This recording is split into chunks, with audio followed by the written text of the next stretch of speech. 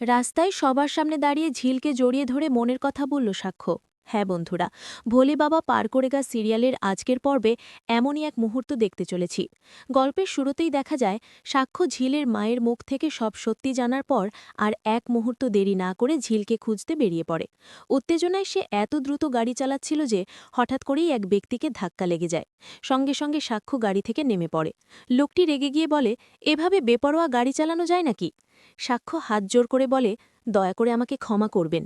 আমার জীবনের সবচেয়ে কাছের মানুষটা হারিয়ে গেছে, তাকে খুঁজতেই আমি পাগলের মতো ছুটছি, আমাকে আটকাবেন না। লোকটি কিছুটা নরম হয়ে বলে, ঠিক আছে, কিন্তু এভাবে চালালে তো বড় দুর্ঘটনা ঘটে যেতে পারত। যাকে খুঁজছেন তার কাছেও হয়তো পৌঁছতে পারতেন না, সাবধানে গাড়ি চালান। সাক্ষ্য নিজের ভুল বুঝে বলে, আপনি ঠিকই বলেছেন, আমি এখন থেকে সাবধানে চালাব। গাড়িতে উঠে সে মনে মনে ভাবতে থাকে, ঝিল, তুমি কেন আমাকে ছেড়ে চলে গেলে? সেদিন সত্যিটা বললে না কেন? ভগবান, আমাকে শুধু একবার ওর সঙ্গে দেখা করার সুযোগ দাও, আমি কথা দিচ্ছি আর কোনো দিন ওকে কষ্ট দেব না, যেভাবেই হোক ওকে বাড়ি ফিরিয়ে আনব। এরপর তার মনে নানা প্রশ্ন ঘুরপাক খেতে থাকে। এতগুলো স্টেশনের মধ্যে ও কোথায় নামবে, কোন বাসে উঠেছে? হঠাৎ সামনে একটি বাস দাঁড়াতে দেখে সাক্ষ্য ছুটে যায়। একে একে যাত্রীরা নামতে থাকে আর সে ব্যাকুল চোখে সবাইকে দেখতে থাকে। ঠিক সেই মুহূর্তেই বাস থেকে ঝিল নামে। সাক্ষ্য অবাক হয়ে মনে মনে বলে, ভগবান, তুমি আমার প্রার্থনা শুনেছ, তুমি সত্যিই ঝিলকে আমার সামনে এনে দিয়েছ। ঝিল সামনে এগিয়ে যেতে থাকে। সাক্ষ্য জোরে চিৎকার করে ওর নাম ধরে ডাকে। ঝিল মনে মনে ভাবে, আমি নিশ্চয়ই ভুল শুনছি, আমাকে ডাকার কেউ নেই, যে ডাকবে সে তো এখন গায়ে হলুদ ছেড়ে বিয়ের মণ্ডপে বসতে চলেছে।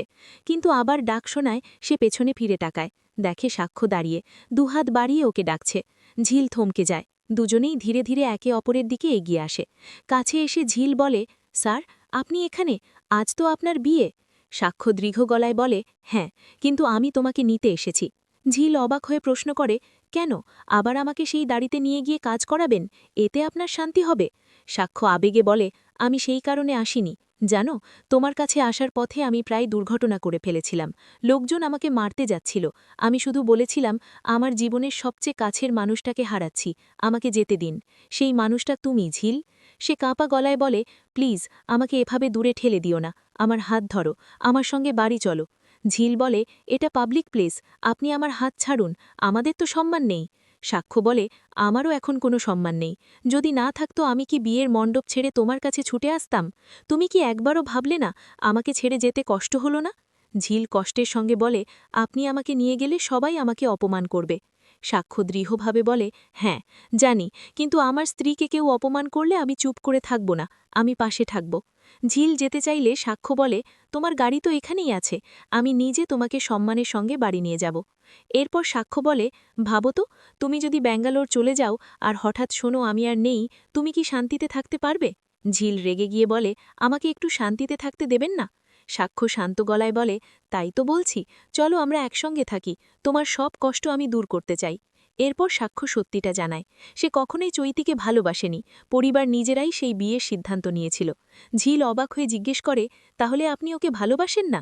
সাক্ষ্য বলে, না, আমি শুধু তোমাকেই ভালোবাসি, সারা জীবন তোমার সঙ্গেই থাকতে চাই। ঝিলও ধীরে বলে, আমিও আমার ভালোবাসার মানুষের সঙ্গেই থাকতে চাই। সাক্ষ্য আবেগে বলে, এই কথাটা তুমি বলবে আমি ভাবতেই পারিনি। শেষে সাক্ষ্য বলে, যদি বাড়ির লোক না মানে আমরা দুজন একসঙ্গে চলে যাব, তুমি গান গাইবে, আমি ডক্টর না থাকলেও তোমার পাশে থাকব, কিন্তু কখনো আলাদা হব না। সে ঝিলের চোখের জল মুছে দেয়। ঝিল অবাক হয়ে ভাবে, এ কোন সাক্ষ্যকে আমি আজ দেখছি? অবশেষে ঝিল বলে, ঠিক আছে, কিন্তু এখন আমাকে কোথায় নিয়ে যাবেন? সাক্ষ্য হেসে বলে, আমার বউ বানিয়ে সুন্দরভাবে বিয়ে করতে। সে ঝিলকে গাড়িতে বসায়, একটি গান চালায়। ঝিল লজ্জা পায়। সাক্ষ্য হাত বাড়িয়ে দেয় আর ঝিল ধীরে তার হাত ধরে। ভিডিওটি ভালো লাগলে চ্যানেলটি সাবস্ক্রাইব করতে ভুলবেন না। ধন্যবাদ।